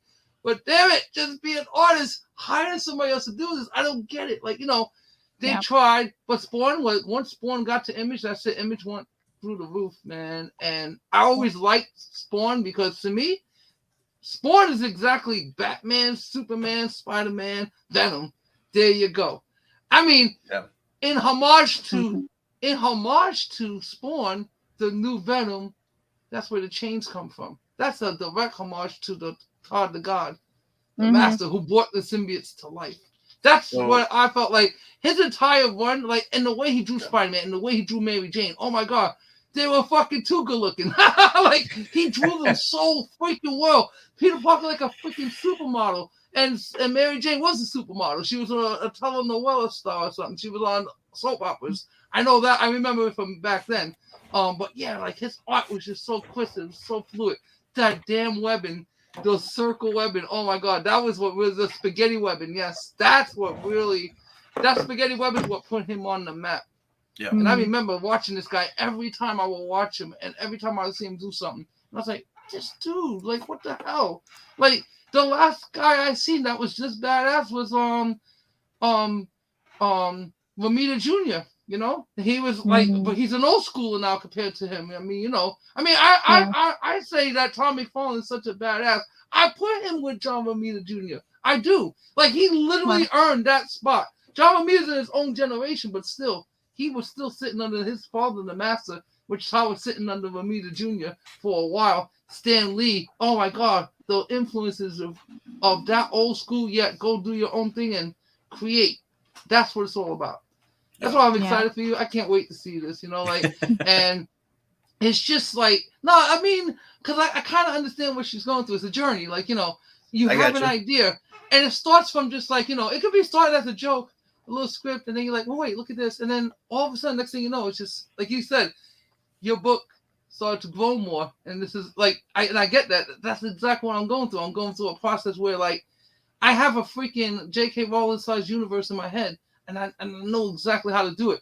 And I could tweak it here or there and make it look nice. But I say this to everybody, and that goes to Marvel and DC too. I have plenty of symbiotic creatures I created, hundreds I have never shown. Don't worry. I'm for hire. I have no problem working with people, but that's about the most work I would ever do with the bigs. I give them some stuff that they can, you know, we can make money off it together. And if you don't want it, it's no problem. I'll just put it out myself and just, you know, tweak it to fit my needs. I mean, I'm gonna be a versatile person. Don't believe the hype of not selling out, but since she has experience, you have to listen to experience, and experience says that sometimes, you know, be careful what you wish for, because you just may get it and it may not be what you want. But the independent route, I'm all for that. I think that this is how this country is going to be. We need to get back to manufacturing things, making things with our hands in this country, for this country. And if the rest of the world likes it, then distribute it to the rest of the world. I don't care. I'm making what I'm calling a manga comic. It's going to be for everyone. I don't care what age, what sex, what creed, what race, what country. Go, here you go. It's going to be for everyone. That's it. My audience is everyone who ever wants to be entertained by something great. That's it. That's it. If you want to be entertained, come over and let's talk. And then you'll see. And then you're going to be asking me, when's the next one coming out? When's the next one coming out? I think I'm going to leave the sixth one like linger for like 2 years. I'm going to be like that dude from Game of Thrones that say, I'm writing the last book. He's been writing the last book for like, what, 14 years now? Oh, my God. So, Mindy, last question of the night, and Mindy and Mike, I should say. I'm sorry. No, you're good. Okay. What was that? Sorry, that's my stupid sump pump. It's been raining nonstop up in the Northeast. Every person has like that one comic book that really like pushed them into collecting. Like everything you see here is because of Amazing Spider-Man 800. Most expensive $15 I ever fucking spent. Wow. What is that one comic book for you guys that pushed you into that love of comic books? Or what was that one character? Mindy, I'll let you go first. I'm looking at the comments right here. I know he hasn't answered yet, but I know my husband's tastes. And for me, it was Spawn. Okay. I haven't read all of Spawn, but I picked up Spawn as like the first serious comic book when I was in an actual comic shop when I was about 13, I think. And there was something just about McFarlane's style that I thought was really neat. And something I try to emulate, myself, is his fluidity and just drawing freely like that. And then my husband reinforced that for me because he's the one that got me back into comics. Because I actually gave it up and I quit art. I quit it all for, I think, 7 years. And then I met him and I was starting to draw a little bit. And then he took me to a show and nice watching. Oh yeah, there's his answer. And he showed me all the Image stuff, and Spawn was part of that. And he showed me Spawn #1. And then I really, really was hooked. And that's his. The Darkness, Michael Turner, Mark Silvestri. Yep. He likes that Image stuff. He likes Witchblade, or the Darkness, Witchblade. But definitely the Darkness is his. Very cool. Yeah, he's got a lot of good ideas too. And he wants to do more titles. And so we have funny titles and we have serious ones, and this is just the beginning. Just so you're starting with boobs, and then you're just going to slowly work your way down the female body. Actually, someone had a really good idea today on Twitter. They said, "Can the next title be legs?" And although I don't have, there you go. I think it's just for that. Will be feet. Yeah. This is for the just you wait. We got some things planned already. That's going in that direction. But I think just for that, I'm gonna do a legs variant cover for issue 2. Just legs. It'll be the legs variant. It'll just be your legs. So just for fun. But yeah, there's a lot to be had. This is only #1. Boobs are just gonna get bigger and bigger as time goes on. Issue, her legs gotta change. Maybe they get real muscular in one shoot, and then the next shoot they're like really voluptuous. Then they're real skinny. Yeah, I'm for hire. There's so much to play with. Yeah, this is great. I love it. What's the goal of the time frame for like issues 1 through 8? Like now that issue 1 has been funded and backed, and I think. Mike said at the beginning of this, you were at 3 hours, so now you're probably at like an hour and a half, 2 hours left in the Kickstarter. Like right now, 2 hours to go. It ends at about 1 a.m. my time, so 11, 12, 2.5 hours roughly. So what is like your time frame on when issue 1 hits to when issue 8 finally is released? Well, a little bit of that is see as you go. Once you get past issue 2, this is my goal. So issue 1 is done, and then I'll go immediately into heavy sketching mode after tonight. But I have to wait to get some of the blank covers back because, I sold a blank cover commission, so I got to get those printed. And then we're shipping. So that'll be the next few weeks, and then I go immediately into pre-launch of 2. And I want to have everyone have issue 2 in their hands by Halloween because it's kind of it kind of goes well with that time of year. This issue is really light and bouncy and fluffy, but the second issue has a little bit more dark colors.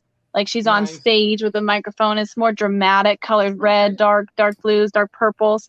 So that'll be issue 2. So that makes the launch August, September when it would be live.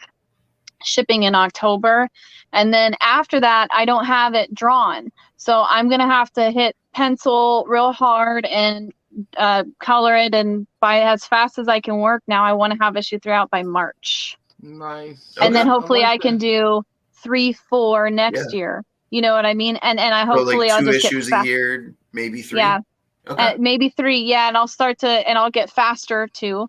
Because the thing Yeah. that I learned about comics is that like your first one is the hardest because you're creating all the faces. You're creating all like the characters. So now that I have this like data bank of faces, I've noticed that my work gets faster because I can pull from an old face. You can just put wow. Yeah. And I could be like, oh, okay. well, I just turn it and change it. And then, but I'm not creating it from scratch. Yeah. So I can reuse a lot of imagery into my new books. And so that's going to help, especially because I'm the only one doing this. So it's a really intensive labor for me. See, essentially what you did was you created what I like to call your lore. You created my lore. That's cool. That means it doesn't matter. No, but it's the truth though. The lore of your the lore of them boobs. It always gotta get back to the boobs. But I know what she means because I call it the lore. The lore means like for me, it's like when I created, like I know how everything's gonna wind up, and I know exactly. I can see it spin in my head, and I know it can jive with other people, and I know it's got its own continuity within my mind that I'm bringing out into the world. Yeah, so you created the lore. That's awesome. Yep. I think you're really gonna like issue 2, especially, and as it goes in, like. Issue 1 is where Samchai, who's the other character, and Boobs meet. They're the 2 main characters. And then they get, through this inciting event, and they get invested in the trajectory of the rest of the story. And then issue 2, you'll see a villain be introduced, and things get a little bit more intense. And you'll have those ups, downs in the stories, like where they'll leave on kind of opposite up-down notes. So issue 2 is more of a really high up, then really down, then really up again. And then issue 3 gets into her origins. And her backstory. And then it's a lot more character development. Then issue 4, you'll see some action. You'll see a change. And you'll see the story really take a turn where then that's kind of the midpoint, right? So then from there on, after you've been invested in discovering the characters and their story, after that point is they're in the action sequence. And I don't mean all punching. I mean, the characters have been pushed to do things, to defeat evil or whatever it may be, to actually take action in their own hands, and there's a lot more of that development in the characters. And then that's 4, or that'd be 4 is when it starts, then 5, 6, 7, 8, and by 8 we're at the whole climactic end of that story arc. So I think it's really good. I've spent a lot of time writing this. Like I didn't just throw boobs on pages and was like, it'll be perky or it'll flop, whatever. Well, yeah, I like that. It's a perky story.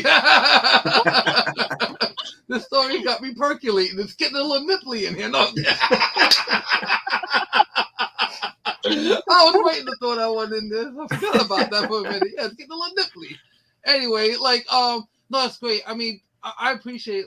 Oh, thank you, Chris, for also having us on, because I really appreciate this. I really I feel like these questions are good to have, because then it shows that at least you progress. Not only that, you really helped me figure out a lot more. With every week, I'm starting to figure out new things, and I know right now I have this delusion in my mind that everything's going to be all right, but I know it's going to be a little tough, and I'm not living in that delusion. But I am excited about the future, and I would encourage your. Yeah, go ahead. I'd encourage your positive delusion, because it's if I were to hold on to every bad experiences in comics that I've had, I'd never be here right now. So I know. I mean, you're the perfect person that can say, no, what are you doing? Waste your time. Don't do it. You see, the fact that you didn't do that shows you that you're doing this because it's the passion for what you were meant to do. And once you find that purpose and meaning, and what she said is true, because I have a hidden artist, Nico Artist Supreme. And I don't divulge anything about Nico. I keep Nico's total identity complete. That's a mystery. But what you said earlier, which is totally true, this is what Nico told me too. Nico does not want to be known by the public, because this is what happens, exactly what she said. You get stalked by them. They start to follow your social media. They start to tell you how to live your life. Nico does what Nico wants when Nico wants, for whoever Nico wants to work for. So I like that. And I'm going to keep it like that. You know why? Because we need a modern superhero, and that's it. And I do understand that, and you're totally right about that. It's just weird, because one day I'll explain to you. how I'm all deep in it, but this whole Hollywood thing, I'm kind of like around. And I broke the story, like, when was it, Chris? Like March 10th? Yep. Yeah. So you go back, you see the short. I broke it March 10th.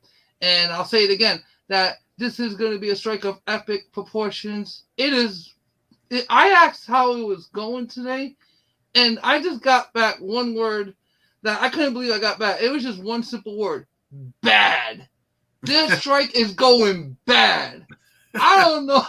Bad. To the point where, okay, SAG, this is the Screen Actors Guild. You know, the guys who write things. Yep. 3.5 hours on a picket line is not long enough. You gotta stay, like, you know, a good 12 hours. I mean, these guys are like showing up and leaving. It's like this is never gonna end.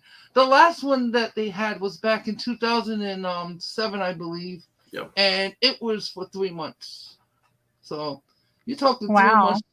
Oh, and yeah. we lost a lot of good shows. I remember that year because there were a lot of good shows that came out and that never got renewed because of the strike. But it's all good, though. You know why? Because, look, while they're busy not writing, I'll just stay busy writing. The writer's strike is actually making me write more.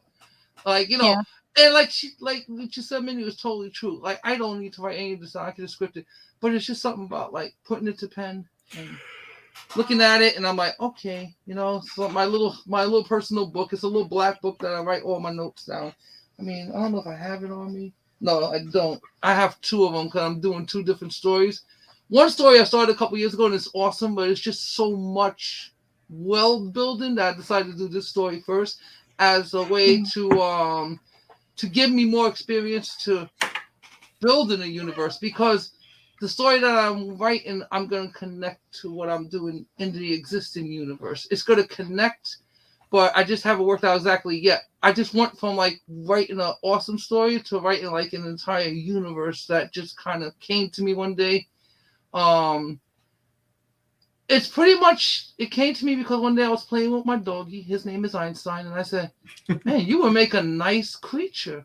And I just started working on art. And that's how my dog, I'm telling you, watch, he's going to be on tour with me. I love that little fella. So I got inspired by my dog. I really did. And I got to tell you, that's similar. You said J.K. Rowling. I said J.K. Rowling. You know how she thought of Harry Potter? No, I don't. How? She was sitting on a train, and she just had this kind of like vision or feeling of a boy on a train.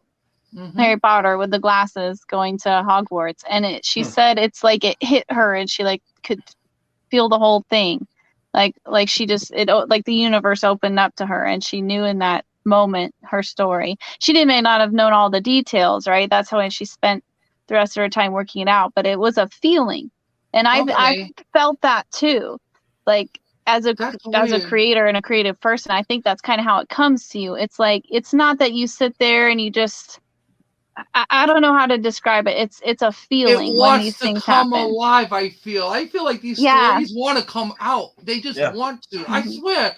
Yeah. They want to be brought to life. She's trying to say, and I know exactly what you mean. They just want to come out. In their way, they're going to find their way out into the world. And we are the vessel for this. And I'm telling you, I don't know what it is. You got to look at George Lucas's world. I mean, that's amazing. I mean, come on. Look at everything that he thought of. This is things that are just like in all of us. Like, we have this, every one of us. It's just that some people just, I don't know if they can't hear it, or maybe they feel like they're not going to be good enough, or they doubt themselves, or they don't have the time, or whatever other millions and millions of other reasons that can go to your life for you not doing something can be.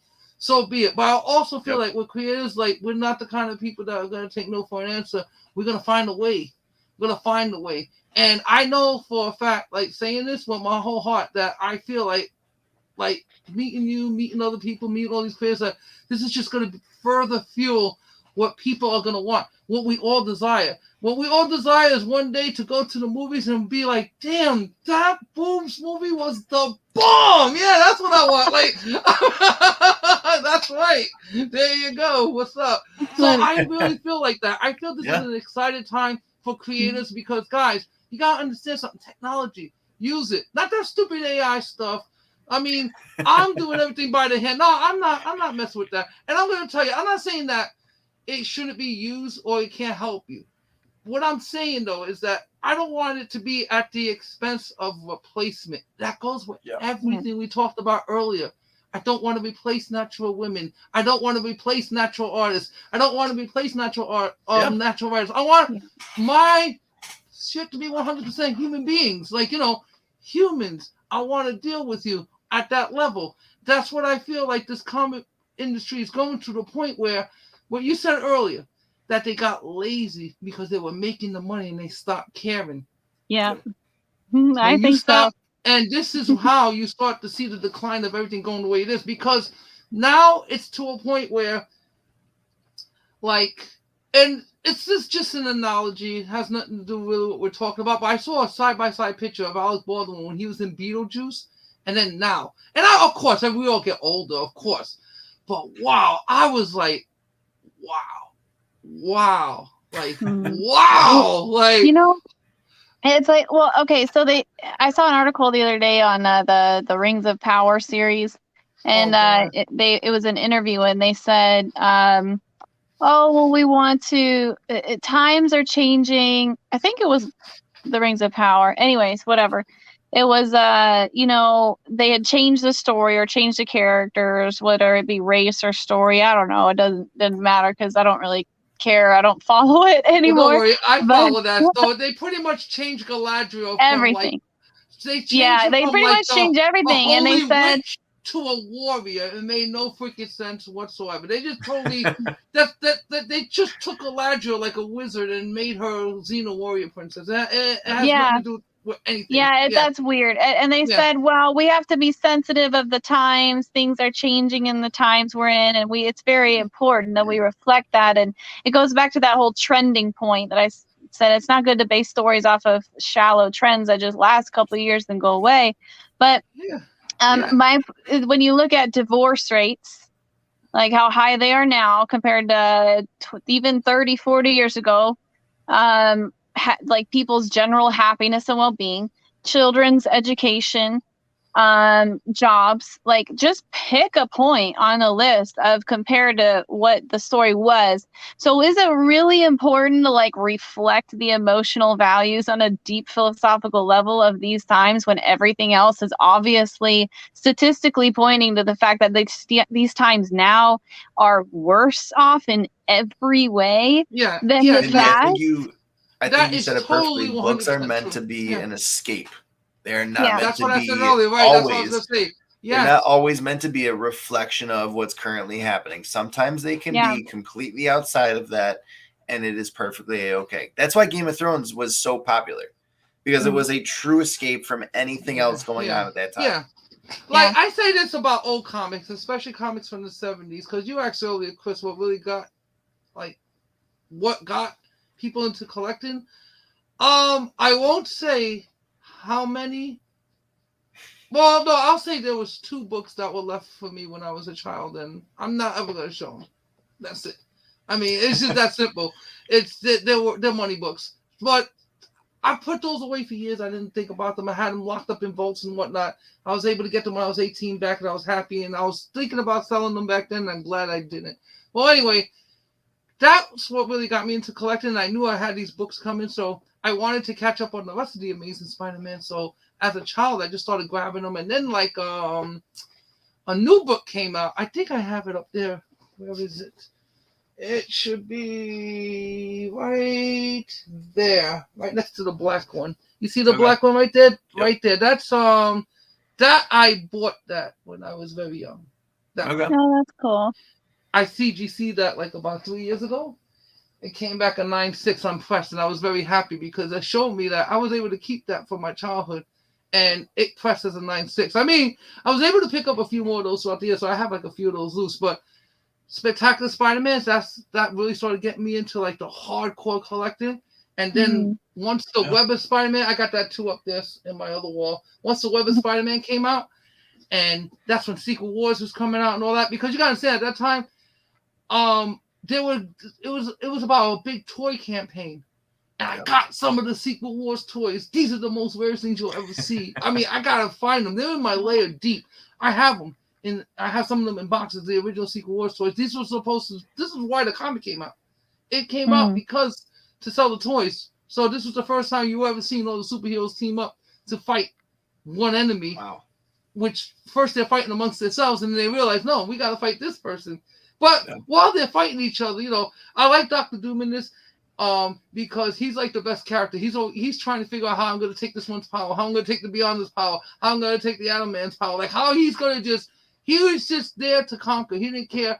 He was going to kick everybody's ass and become a god. That's all he cared about, Dr. Doom. But I like the dynamic of Secret Wars. So that's what really got me into collecting. Like at that time, even buying Secret Wars 1. In fact, I have mine, but wait, you know what?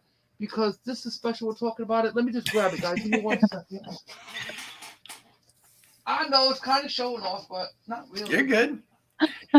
I got this from Mark Spector Comics. I have this in the war, but I didn't put mine in yet. But this I got recently. That's awesome. Oh, cool. I mean, like I said, I'm not showing off. I'm just I'm very happy with this purchase, and wow. got it for a good price. And honestly, oh man, this is this right here is what really started pushing me into wanting to collect so badly. I got this book still, and it's in real good condition. I was lucky a couple years ago. So I tell you guys, since you guys collect, always go to antique stores, Salvation Armies. You know the deal. Yep. Always. You have to. There's no way you're not going.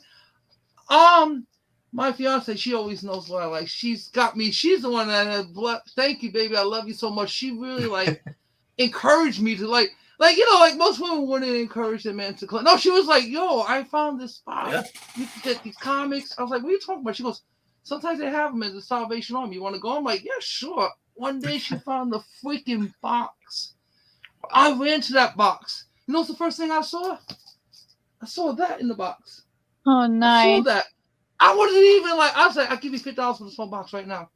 I didn't even dig through the box. I saw it, seeing that was enough. That's amazing. So there was actually, I had 2 copies of the number 1, 4 copies of number 2, 5 copies of number 3. I had 1 copy of the 8 in barcode, but it was a little tattered, but I don't care. It was barcode, number 8, black costume Spider-Man. I was like, over $50. Here you go. I mean, trust me, I know people, internet things grow, but this is before all that was public. So, they're sitting on a fortune of comics that maybe some poor guy just passed away. They just emptied out that guy's life of comics. Oh, man, that ain't happening to me. I got instructions for my stuff. Because if you try to take it, it's the layer will self-destruct in 5 seconds. Do not try unless you got the pass. But I built an entire lifetime of collection. So, I like some books like this, then the McFarlane started coming up, and this was before the Spawn, so I got to see McFarlane as a baby. I was a baby too, so like I said, we're chasing good in age, so I'm watching this man, I'm like, damn, I wasn't ever an artist. I did draw a little when I was younger. I started drawing again. This is how I created my lore, which I found that, that did help me, by even sketching, even just simple sketching was helping me create. And then I was able to take that and extrapolate it on my computer. Then went through another program and so on and so forth until I got an image that was like, look at this, I made something. And, that's my process. But I digress about that. When I started to collect the McFarlane books and I bought the Spider-Man 300, I got one up there. Where is it? Oh, very cool. Mm-hmm. I have one up there and right next to I see it, yep. Yeah. That one... I got these offline a couple years ago, but I still have I have one signed by Stan Lee and Tom McFarlane in the first page, because you gotta understand back then when people were signing books, no one was signing the outside covers yet. They were signing in the first page. So I have an original one, a 6.0. I'm gonna have to grab it. I'm sorry, just give me 1 second. I like showing this one off. Spurs are all right, I'll look, but then I'm getting messages by people here that I must address soon, so I should go. I got 109 minutes to go. Wow. On this campaign. It just popped up. I gotta go soon too, because we gotta get ready for free comic book day tomorrow and all that stuff. But dude, that is I love this book. Yeah, you see the first page is signed by Tom McFarlane and signed by Stan Lee. So that's a really, really nice one right there. Yeah, this is like one of my most cherished books. And I started collecting Venoms, and I mean, I don't know. Can I put the camera to the side there? But I have on this wall an entire. I have Venom Lethal Protector 1 through 6. CGC signed by Sam De La Rosa. That's awesome. I remember, like, he was showing up in a he was showing up at a comic book store in Cali, and I know that the person who owned that store was the drummer for some band. System of a Down. Yes. System of a Down. That's John Dalmayan, and he's in Vegas. Yes. Yes. So, Sam De La Rosa was going to be there doing a signing with CGC. So I actually sent my boy over, sold twice. He was actually going to the show. And I was like, yo, bro, he was like, you give me all these comics? I gave him 1 through 6, and I gave him updates. A gold edition. So I had a gold one as well. I have a gold one, and I had a red one, and the rest is the regular. But I did have this gold one that I remember, like, I had this gold one sitting on a wall, just sitting there. And one day my friend walks in. This is like not even like too long ago. I'm going to say about maybe 10 years ago. I had this 9. It got a grade of a 9.2. I had this just sitting like in my living room on a wall, stuck to the backing board of the plastic, just stuck to the wall perfectly. Wasn't moving. It was just there. And I had a life-size Spider-Man in the corner. Until one of my friends walked in one day. He was like, you got Goldie? I'm like, oh, yeah, that's what I call it too, Goldie. He was like, do you know what that's worth? I'm like, no.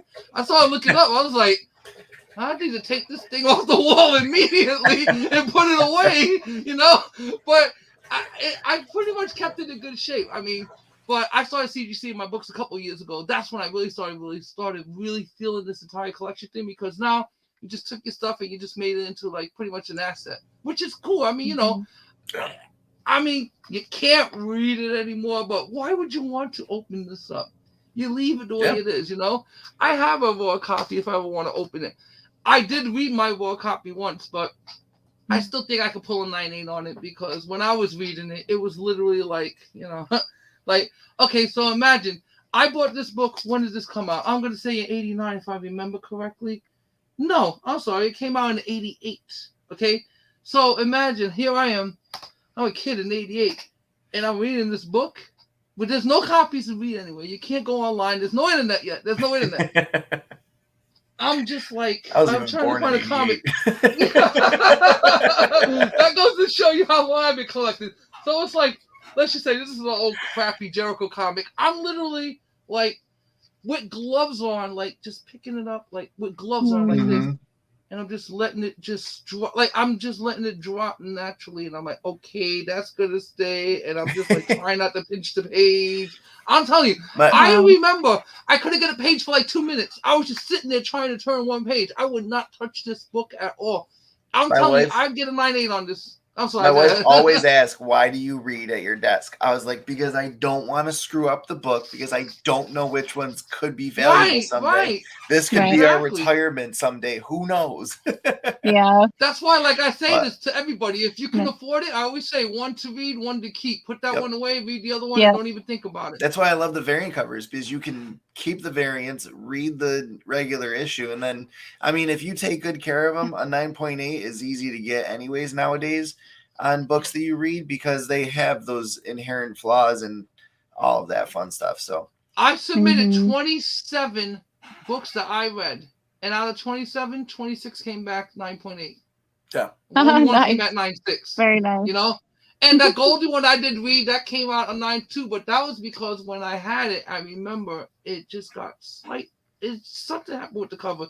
Slight dent in it. And I saw it, I was like, oh, because freaking hologram covers, you cannot press out the defect. Once that's in there, it's in there for life. You know, that thing just like breaks color in a weird way. It's just, you know, that's why I'm going to make a metal cover. So when it drops, you'll be all right. Well, it's not. It'll just be dented. Do a metal and then that's also funny. Lenticular. Yes, a lenticular of boobs would be really funny and really good. I thought of that, but I've been having trouble finding someone to do that. But that is on the way. That's on the way. I promise. Right, I gotta run though. I gotta go before too. you go. Okay, everybody, we're gonna be out. We But before you gotta- go, guys, It's midnight. okay, everybody, yeah, get out of here. I'm good, man. Thank you, guys. That was next very week. fun, We man. hope to see you back, Mindy. You're more than welcome to join Cool. anytime. Same with your husband. Yeah, good luck with everything, by the way. And yeah, next Thank Friday, you. same time, same place. Thank you. Thank We're you, buying, guys. so don't Cool. worry. We're gonna be That's in contact. awesome. We're buying Yep. for sure. I appreciate- Definitely. We support the arts as well as participate. So thank you, guys. Oh, well, you guys are awesome. It was a lot of fun talking, legit comics and collecting and all that and reminiscing. So I thank you. And I got to go run and take care of messages and little babies, put them to bed. And we'll see you around. I'm sure I'll be back around. So I appreciate the invite. Will do. Take care. Have fun writing your story. Oh, and leave this thought in your head. If the stories really are alive, maybe they chose you. All right, I'll leave you with that. All right, peace out. Good night. Yeah. Peace. Good night. Good night, everybody.